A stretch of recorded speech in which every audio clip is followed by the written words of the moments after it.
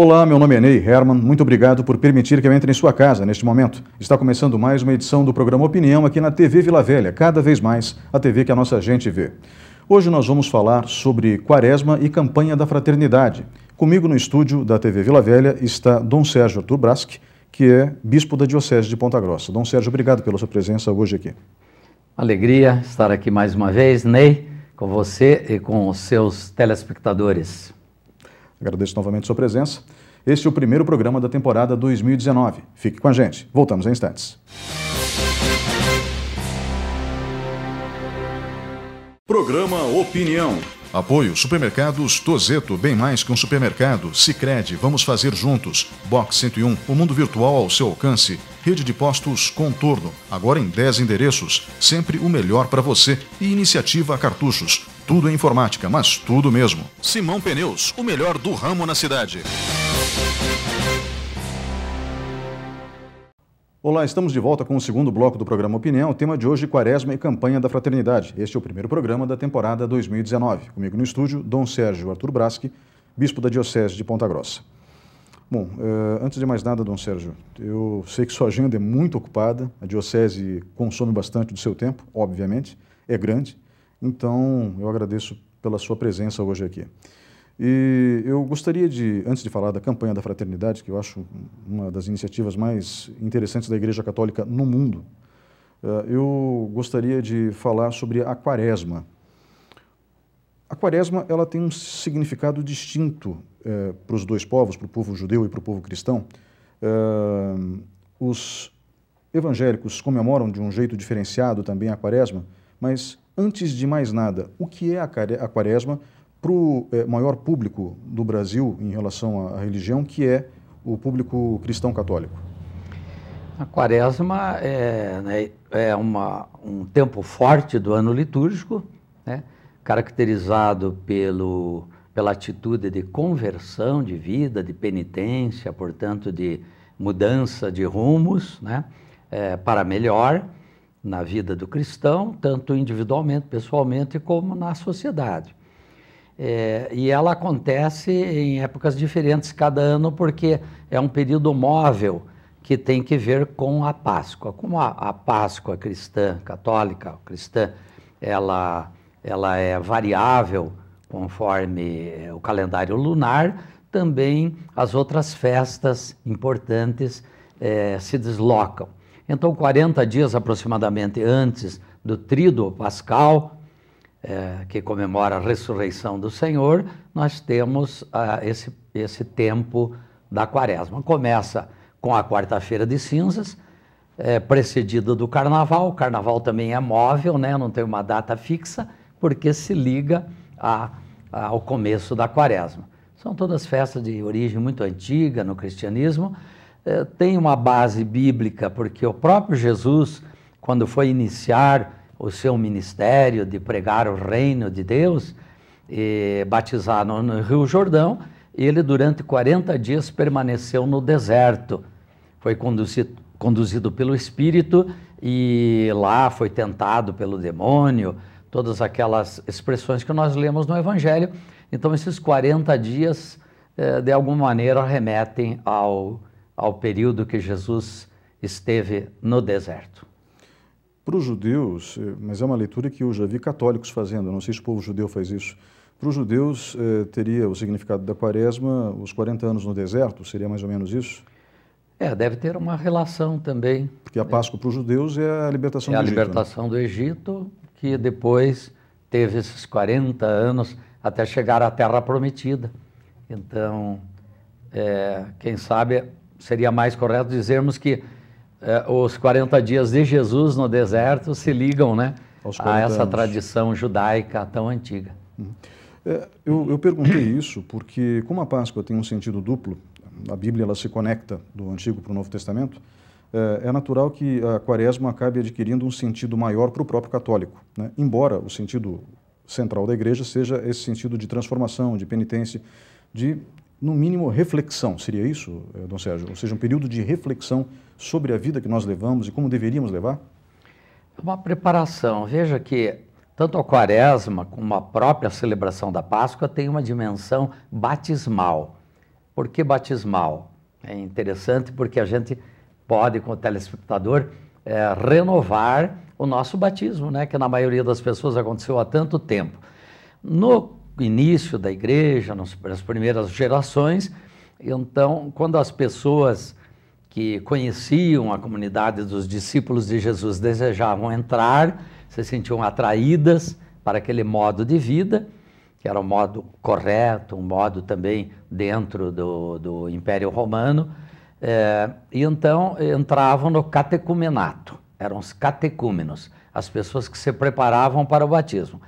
E esse processo demorava 2 anos, mais ou menos, às vezes até mais, acompanhados pelo padrinho ou madrinha, pelos catequistas, e culminava na noite santa da vigília pascal, da Páscoa, né? Em que esses adultos eram batizados. Até hoje a gente celebra batismo de adultos, quando existe, nesta ocasião. Então, a quaresma era, para eles, um período muito intenso porque era a reta final, digamos, né? E a comunidade toda revivia o seu próprio batismo, né? Isto é, o mergulho no mistério da morte do Senhor para ressuscitar para uma vida nova. Na noite da Vigília Pascal, no sábado santo à noite, até convido que o telespectador que é católico não deixe de participar. Vai para a igreja no sábado, chamado sábado de Aleluia, né? Sábado santo, com uma vela para acender no círio pascal e reviver as promessas do seu próprio batismo. É benta a água não somente água benta, mas também água batismal, né? E é um momento assim mais alto do ano. A festa mais importante para nós é a Páscoa, e ela acontece, né? A recordação do momento da ressurreição que se deu durante a noite, durante aquela noite santa que viu a luz de Cristo ressuscitado. Então a gente se reúne no sábado santo à noite, tem a bênção do fogo novo, né, uma pequena fogueira fora da igreja, aí se acende aquela grande vela que é o círio da Páscoa, e aí inicia toda a recordação. Você lembrava muito bem do povo judeu. Uma das leituras que não pode ser omitida nessa noite é a narração da saída do Egito, né, do Êxodo.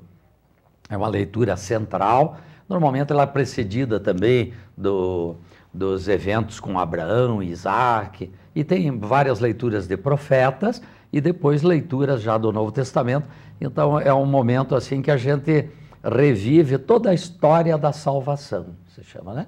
Essa história que, bem, você lembrava, ela tem as suas raízes no judaísmo, porque é o povo eleito da antiga aliança, perdão, mas que tem uma continuidade com o mistério cristão, uma continuidade e descontinuidade. Como a própria Escritura diz, são figuras, são pré-figurações de muitos acontecimentos do Antigo Testamento que vão se realizar no mistério de Cristo, no novo povo de Deus, que é a igreja. Bom, tudo que o senhor fala, porque o evento principal da fé cristã é a ressurreição. Então, é o domingo de Páscoa, a ressurreição de Cristo, o domingo de Páscoa. E quando se celebra isso, o domingo de Páscoa, se celebra um milagre que se perpetua no tempo. Eu ouvi essa metáfora de um monge beneditino há muito tempo atrás, eu achei ela muito bonita, né? Assim como a própria encarnação de Cristo, que é o Natal, né? Ou seja, quando ele nasce na sua condição humana, então também tem essa mesma dimensão de milagre que se projeta no tempo, além do tempo e do espaço, né? Esse milagre, além do tempo e do espaço, significa que a nossa salvação, de acordo com a teologia cristã católica, a nossa salvação está garantida pela ressurreição do Senhor? Está garantida, e nós participamos através do mistério do batismo, né? Quando nós somos batizados, o que acontece? Não é apenas um perdão de um pecado original, como às vezes se apresenta, é claro que esse aspecto também existe, mas, sobretudo, a adoção a filhos e filhas de Deus. Então, nós começamos a participar da vida divina. Essa vida que era só de Cristo como filho primogênito, nós recebemos a participação nesta filiação. E como filhos de São Paulo, herdeiros, podendo participar também com ele da ressurreição. Como ele ressuscitou, nós celebramos na Páscoa, um dia nós vamos também ressuscitar. Então, como canta a Escritura, não haverá mais dor, nem luto, nem morte, nem sofrimento, porque estaremos todos com ele, com Jesus ressuscitado. Em relação a algumas tradições da Quaresma, se o senhor não se incomodasse, eu gostaria de saber o que a Igreja Católica recomenda ou não. Existe um folclore muito grande em torno desse período e existem algumas orientações reais da Igreja. O que seria o jejum e quando ele seria recomendado? Para que idade ele seria recomendado, antes de mais nada? Porque o jejum nem todos podem fazer, né? Por exemplo, começando pelo jejum. Do alimento, né? O jejum do alimento e a abstinência de carne, ela é um dos gestos do tempo da Quaresma, junto com a esmola, né? A caridade e a oração. Jejum, esmola e oração. O jejum, aqui no Brasil, ele é só obrigatório em 2 dias. No início da Quaresma, na quarta-feira de cinzas, que é dia de jejum e abstinência, e na sexta-feira santa, né? No dia da morte do Senhor na cruz. Esses dias nós devemos, de fato, cumprir este jejum. O jejum, ele é prescrito, né, para criança a partir dos 7 anos, a partir da idade da razão. Claro que pode até uma criança mais consciente fazê-lo antes. E também ela terá um limite também com a idade, né, do ancião, a idade do idoso, porque a pessoa daí às vezes precisa do alimento, né? Então está dispensado. Eu creio que muitas pessoas também de mais idade continuam fazendo o jejum e abstinência, né? Os doentes também estão liberados, né? Doentes também, pessoas que estão hospitalizadas, enfim, né? Há todas essas condições. Evidente que, como eu lembrava, se trata de um sinal, né? De um gesto de penitência. Mais importante, claro, é o jejum do pecado, o jejum do nosso egoísmo, do nosso orgulho. Esse que é o jejum que agrada a Deus, o jejum de a gente repartir com o outro, de a gente não acumular, né, a riqueza, o apego aos bens materiais. Mas o jejum do alimento, nesses 2 dias, ele é um sinal, é um gesto que demonstra que eu quero iniciar bem a Quaresma, que eu quero me preparar para celebrar a Páscoa, né? Eu disse que aqui no Brasil e países em desenvolvimento, né, a Igreja tem essa norma abrandada. Em outros países, sobretudo na Europa, há uma tradição de jejuar toda a Quaresma em certos dias, né?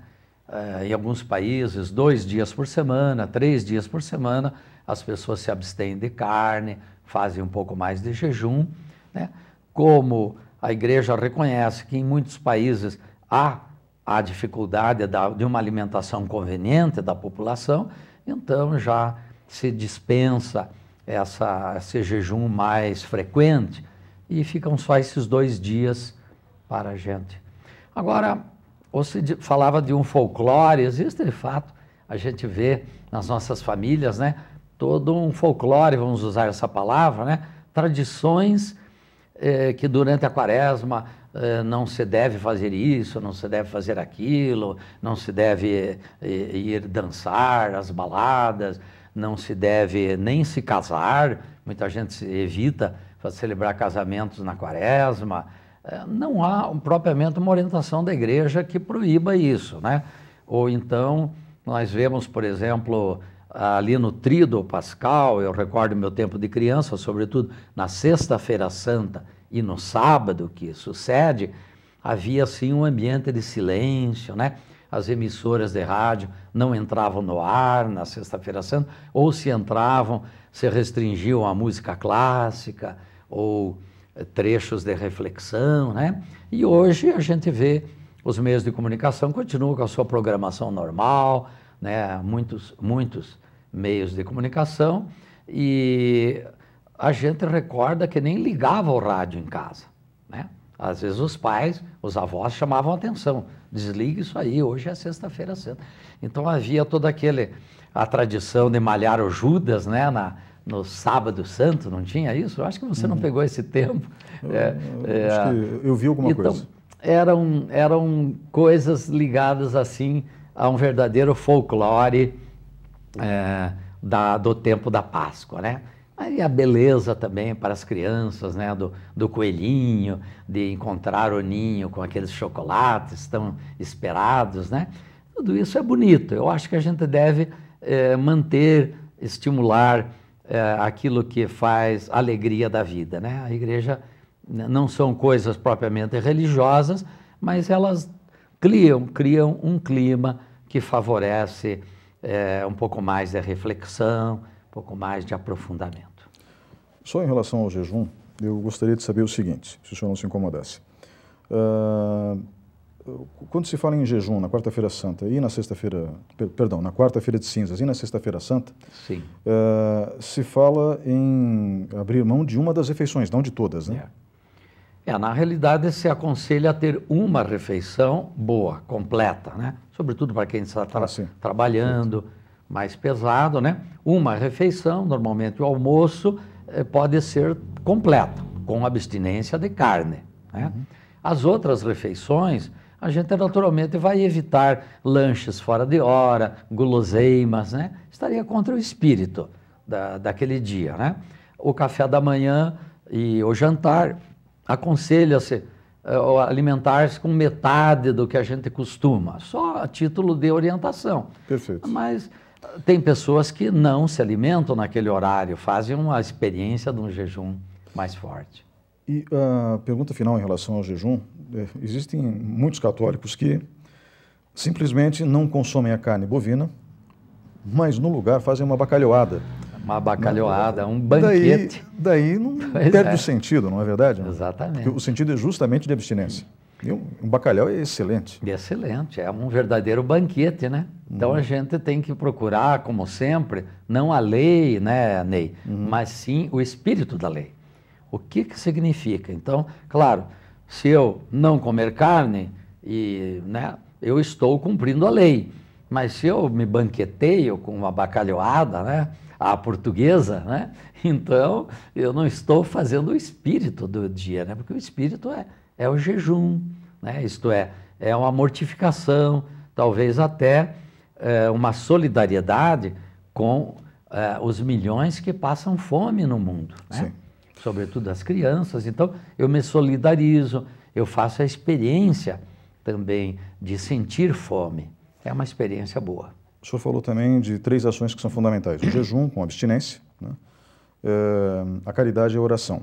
A oração, eu acho que fica claro para o público de casa, que significa realmente entrar em estado de oração, né? Recorrer a Deus, conversar com Deus. Mas a caridade, ela, infelizmente, nos tempos de hoje, não é tão comum quanto deveria ser. Nós temos muitas organizações não governamentais que vêm fazendo um bom trabalho na sociedade. Outras, infelizmente, são apenas instrumentos de arrecadação de dinheiro fácil, mas a grande maioria não, procura realmente ajudar o próximo. O senhor acredita que de todas as ações da Quaresma, lógico que o sentido maior é a conversão, o sentido maior é a reflexão sobre quem somos e o que estamos fazendo aqui, mas dessas ações que o senhor mencionou, a caridade seria a mais importante nos dias de hoje? Sem dúvida, a caridade, né, ela é o maior mandamento. E isso o próprio Jesus disse, né? O maior mandamento é o amor, a caridade. E a Quaresma nos leva para esta atitude de proximidade com quem sofre, de solidariedade, né? Nós temos também no Domingo de Ramos a grande coleta da campanha da fraternidade, que nós podemos falar no segundo momento. Sim. A coleta da solidariedade se chama, né? Que constitui depois o Fundo Nacional de Solidariedade e o Fundo Diocesano em cada diocese do Brasil, com o qual depois se vai fazer também caridade, mas num sentido bem específico que a gente pode esclarecer. Então, Sérgio, vamos agora para um breve intervalo e nós voltamos em instantes com o programa Opinião. Por favor, fique com a gente. Programa Opinião. Apoio Supermercados Tozeto, bem mais que um supermercado. Sicredi, vamos fazer juntos. Box 101, o mundo virtual ao seu alcance. Rede de postos Contorno, agora em 10 endereços. Sempre o melhor para você. E Iniciativa Cartuchos. Tudo em informática, mas tudo mesmo. Simão Pneus, o melhor do ramo na cidade. Olá, estamos de volta com o terceiro bloco do programa Opinião. O tema de hoje, Quaresma e Campanha da Fraternidade de 2019. Estamos no estúdio aqui com o Dom Sérgio Braschi, bispo da Diocese de Ponta Grossa. Dom Sérgio, eu gostaria que o senhor falasse um pouquinho com a gente agora, nesse bloco, falamos da Quaresma no bloco anterior, o senhor falasse comigo nesse bloco sobre a Campanha da Fraternidade de 2019. Qual o lema, qual o tema, quando eles foram escolhidos ambos e qual o objetivo, por favor? A Campanha da Fraternidade de 2019 traz como tema Fraternidade e Políticas Públicas. E o lema é tirado do comecinho do profeta Isaías: serás libertado pelo direito e pela justiça. Então aqui nós vemos o tema da libertação, né? O ser humano libertado de todas as amarras de que nós falávamos antes, né? Do pecado, do egoísmo, da ganância, da vaidade, enfim, libertados através do direito e da justiça. A justiça que vem de Deus. Não se trata tanto da justiça humana, né? Mas o direito, né? Os direitos do ser humano a uma vida plena. E a Campanha da Fraternidade, ela já há mais de 50 anos, quase 60 anos, ela vem trazendo, no tempo da Quaresma, uma reflexão bem fundamentada, né? Cientificamente fundamentada. Eu tenho aqui o texto base, são 120 páginas, né? Que trazem a reflexão sobre o assunto, sempre em 3 capítulos: ver, julgar e agir, para que a gente possa conhecer um pouco esse tema, ou por que a Igreja Católica no Brasil propõe este ano esta temática, né? Políticas públicas. Importante a gente destacar, Ney, que não se trata de a Igreja se meter na política, porque muita gente, quando ouve a palavra política, já se sente incomodado. Aqui se trata das políticas públicas. O que são as políticas públicas? São ações governamentais em todos os níveis, federal, estadual, municipal, e também de outras instituições da sociedade, que visam trazer à população e a toda a população, a todos, condições de superação de carências, de necessidades. Então, as políticas públicas mais conhecidas, né, na área da educação, da saúde, saneamento básico, assistência social, a previdência, né, que hoje está bem no foco. Enfim, são políticas públicas. Algumas são chamadas políticas de Estado e outras são políticas de governos, né? As políticas de Estado, tudo isso está bem esclarecido aqui. Até aconselharia quem tem mais curiosidade, né, adquirir esse livrinho nas livrarias católicas, e é muito bem feito. Foi feito por um GT, um grupo de trabalho, comissões da CNBB, que já com bastante antecedência, isso mais ou menos 2 anos de antecedência, que se escolhe o tema. Não é uma coisa que tenha que ver com o momento atual, embora a providência do Espírito Santo muitas vezes faz com que haja uma coincidência favorável. Mas então é preparado. Na parte do ver, nós temos dados estatísticos, temos inclusive informações que vêm de órgãos do IBGE e de outros órgãos, inclusive do governo, né, para que a gente possa conhecer como está a situação em relação às necessidades de toda a população. Políticas de Estado são aquelas que estão previstas na Constituição do país, na nossa Constituição Federal ou nas constituições dos estados. O nosso estado do Paraná, né, tem a sua Constituição que garante certos direitos. Então, realizar esses direitos através de políticas públicas é seguir a Constituição. Nós temos o direito, portanto, de exigir, de procurar conhecer e fazer com que esses direitos que se encontram lá, consagrados na Constituição Cidadã de 1988, eles realmente, pouco a pouco, vão se tornando realidade. Depois nós temos as políticas de governo, que elas variam com os governantes. Então, conforme os governantes de plantão, como a gente diz, nós vamos ter modificações, às vezes de orientações, né? Claro que elas não podem contradizer as políticas de Estado que estão na Constituição, mas elas vão procurar operacionalizar, às vezes seguindo uma orientação de um partido, de uma determinada concepção que é saudável para um país quando há alternância, né? Alternância dos governos, assim se pode ver acontecendo. E quando as políticas de governo elas são fundamentais, é ideal que elas pouco a pouco se tornem políticas de Estado, né? Então tudo isso está esclarecido aqui, vejam, é muito bonito, é muito interessante. Depois nós temos o julgar, ou às vezes se usa a palavra iluminar, né? É mais bonito talvez. Então se ilumina com a luz da palavra de Deus, né? Da Bíblia, e com os documentos da igreja, esta situação que foi vista no primeiro capítulo. Aí se ilumina, né? Se julga, e então é uma parte mais de reflexão assim fundamentada, sobretudo na fé, né? E na própria palavra de Deus. E isso nos leva ao terceiro tópico, que é o agir, com algumas propostas concretas, gestos concretos que procurarão então fazer com que as políticas públicas elas aconteçam. Bem, nós podemos definir uma política pública, o senhor dividiu em dois momentos, políticas de Estado, que são normas que o Estado, no caso brasileiro, deve seguir para que a sociedade se torne mais justa e igualitária. Exato. E as políticas de governo que são estabelecidas conforme quem está no poder naquele momento específico, né?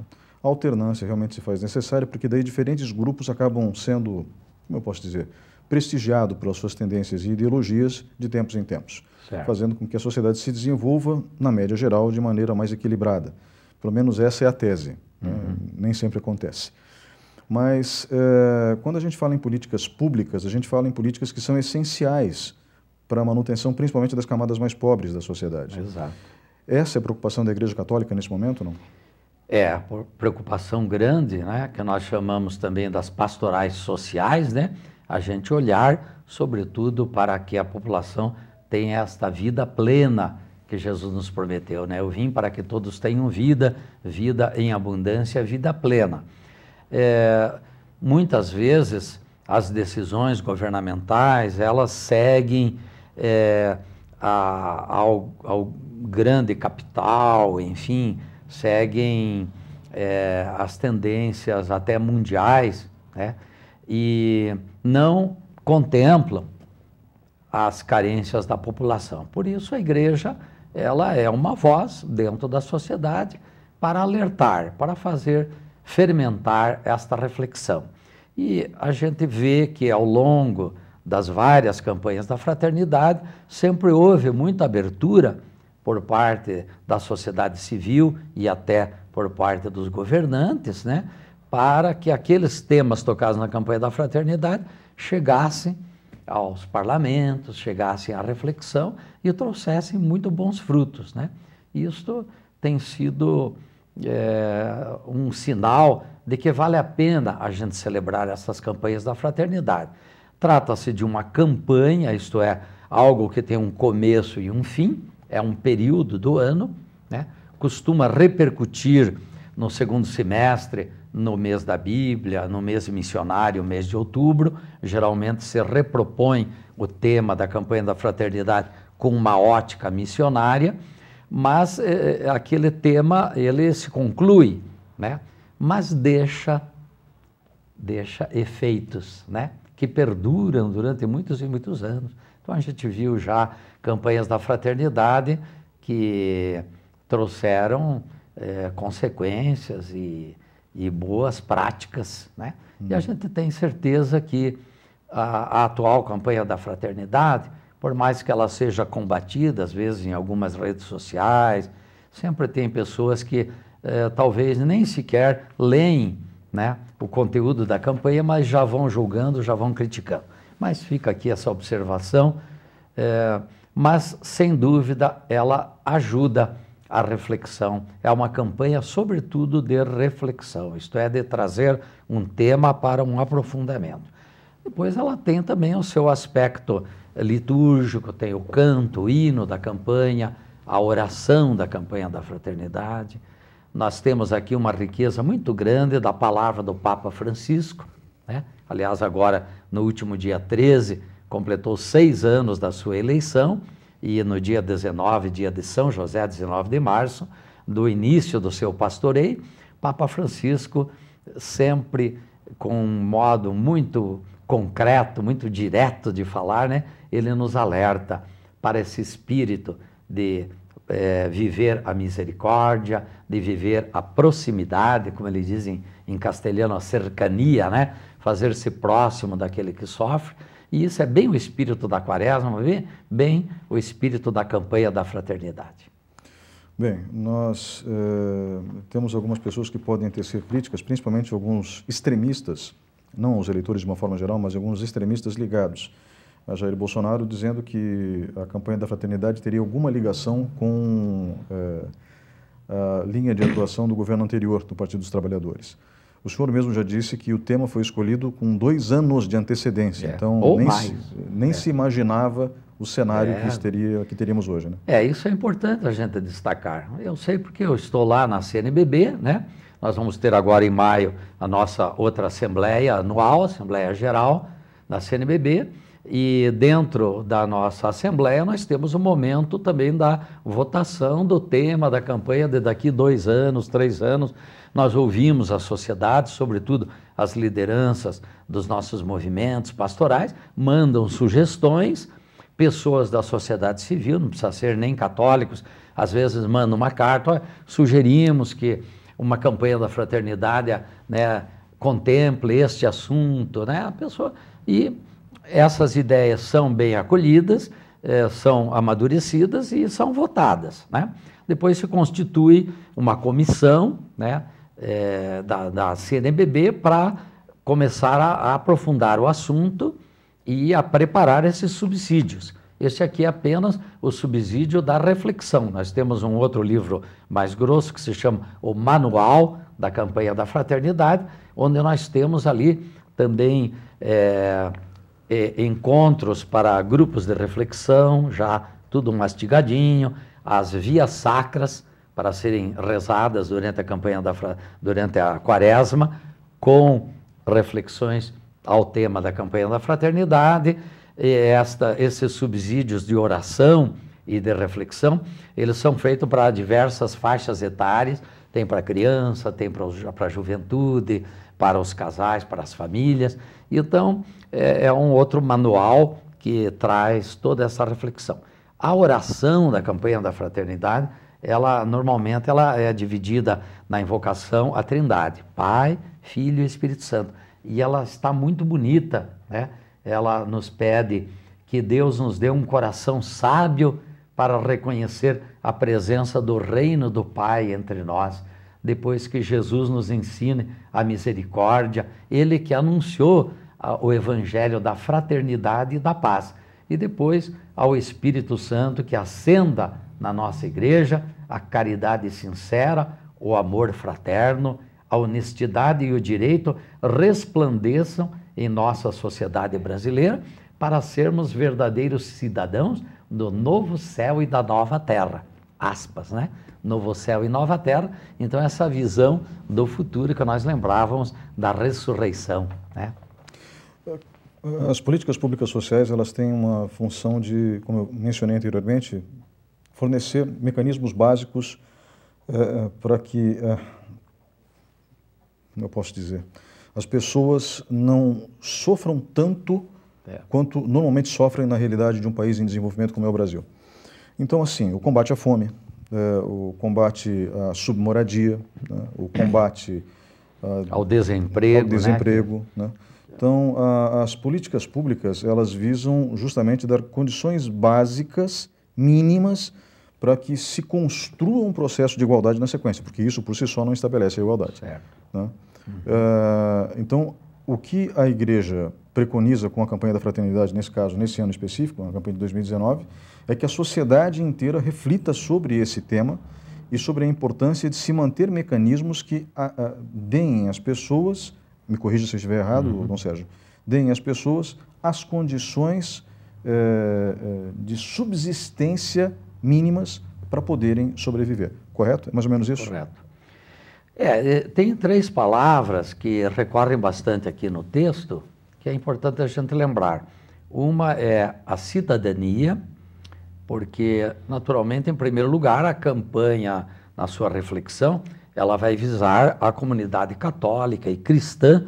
Nós tivemos várias campanhas da fraternidade também, que foram ecumênicas. Verdade. Então, o nosso convite também para todos os irmãos cristãos, evangélicos de outras igrejas, né?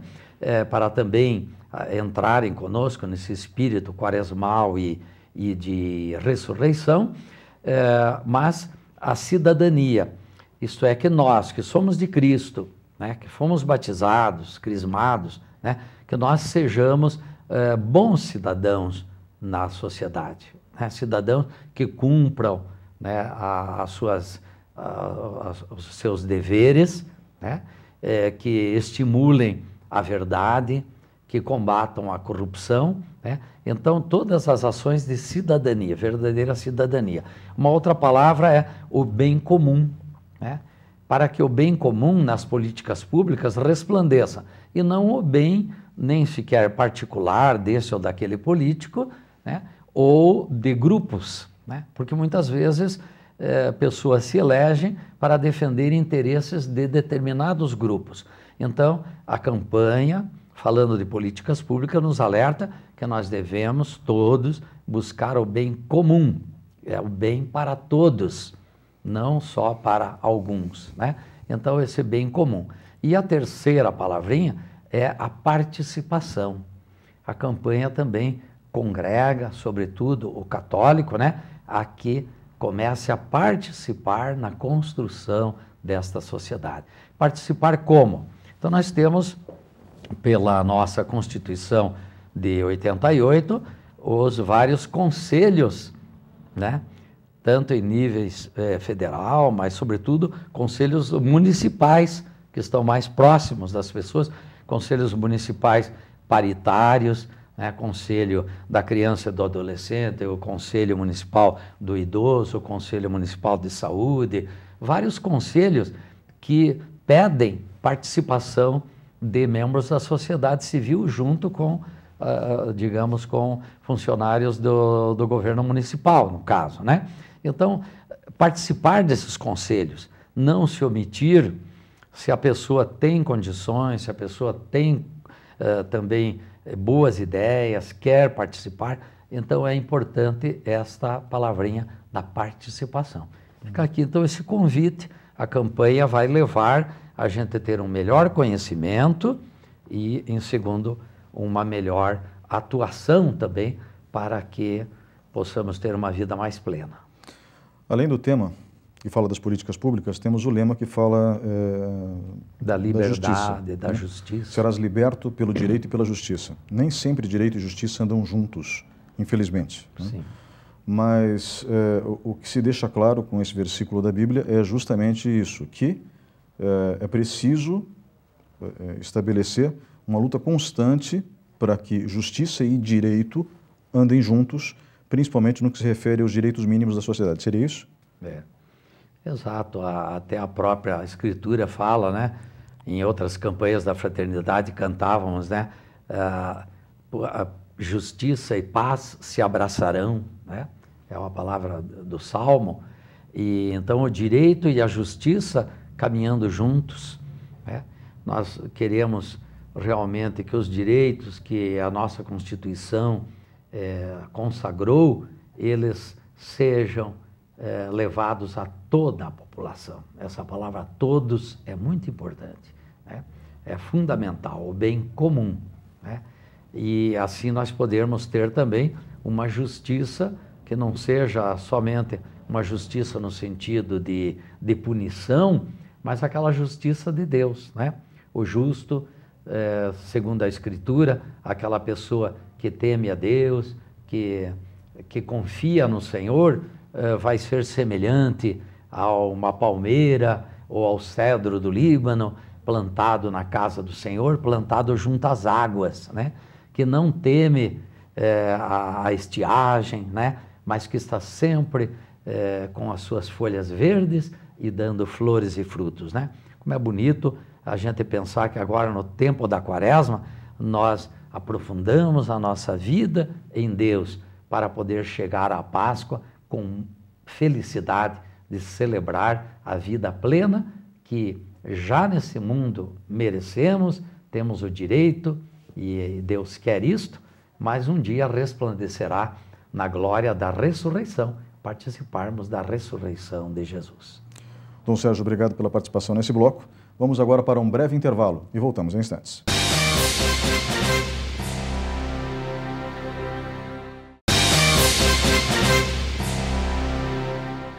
Olá, estamos de volta com o quarto e último bloco do programa Opinião. O tema de hoje, Quaresma e Campanha da Fraternidade de 2019. Comigo no estúdio está Dom Sérgio Braschi, Dom Sérgio Arthur Braschi, que é bispo da Diocese de Ponta Grossa. Dom Sérgio, estamos chegando ao fim do programa. Eu gostaria de saber o seguinte, dentro da Campanha da Fraternidade, tem algum tipo de coleta que vai ser feito para depois o resultado final ser destinado aos mais pobres? Não? Nós temos, tradicionalmente, no final da Campanha da Fraternidade, no Domingo de Ramos, esse ano será no dia 14 de abril, a coleta da solidariedade, assim chamada. Ela constitui esse recurso que as pessoas trazem, seria aconselhado que fosse fruto também dessa penitência quaresmal, de a gente se privar talvez de algum luxo, de alguma forma de um gasto supérfluo, para contribuir, levar a sua oferta no Domingo de Ramos para a coleta. E esse recurso, ele é dividido em duas partes, né? 60% permanece na diocese, nas várias dioceses, no caso aqui para nós na Diocese de Ponta Grossa, constituindo o Fundo Diocesano de Solidariedade, FDS. E temos 40% que é enviado para a CNBB Nacional, para o Fundo Nacional de Solidariedade. Aonde que vai parar esse dinheiro? Isso é feita a prestação de contas anualmente. Esse recurso pode ser acessado por instituições, por entidades, né, da sociedade, não necessariamente católicas, inclusive, que apresentem projetos, né, projetos para conseguir melhorar as condições de vida, no caso dessa campanha, através de áreas de políticas públicas. No ano em que nós tivemos a campanha pelo idoso, então, né, sobretudo entidades que estavam afeitas a esse tema daquela campanha, ou então a campanha, por exemplo, que teve da pessoa com deficiência, e assim por diante. Sempre quanto possível, dentro do espírito daquela campanha, as instituições fazem os seus projetos, eles devem ser bem feitos, né, tecnicamente também, são apreciados por uma comissão. Aqui na nossa diocese é a Caritas Diocesana que analisa os projetos, passa depois também pelas minhas mãos e nós então destinamos recursos, né? Também a nossa Caritas Diocesana, ela assessora essas instituições para que, quando é necessário, acessem o Fundo Nacional. Naturalmente, o Fundo Nacional tem um recurso maior. Então, quando isso é necessário, se faz um projeto também para o Fundo Nacional. Eu só digo aqui para nossos telespectadores, né, que já houve alguns anos em que na nossa região da Diocese, nos nossos 17 municípios, o recurso que veio do Fundo Nacional foi maior do que aquilo que nós tínhamos mandado. Então, isso é possível, né? E então nos convida a sermos generosos também na coleta da campanha da fraternidade. Bom, Sérgio, no dia 14 de abril o senhor também completa 21 anos de bispado, né? Parabéns. Obrigado, Antecipado. obrigado. Né? 16 anos aqui na Diocese e 5 que estive em Curitiba, 21 anos. E vamos caminhando, aliás, Ney, queria aproveitar aqui os telespectadores, porque no dia 10 de maio, que está próximo, a nossa Diocese vai completar mais um aninho, 93 anos, e estamos devagarinho caminhando para 2026, quando celebraremos 100 anos da Diocese de Ponta Grossa. Antes disso, 3 anos antes, nós vamos festejar aqui em Ponta Grossa os 200 anos da nossa cidade e os 200 anos da Paróquia Santana Catedral. 200 anos, né? Então, estamos caminhando, o tempo passa rápido, daqui a pouco já estaremos nesses jubileus. Dom Sérgio, obrigado pela sua presença hoje aqui. Obrigado a você, Ney, pelo convite, estou sempre à disposição. Agradeço porque vocês sempre têm uma abertura para fazer com que ecoe a voz dos cristãos na sociedade. Obrigado. Eu que agradeço. Nós ficamos por aqui, voltamos na semana que vem. Um grande abraço e até lá.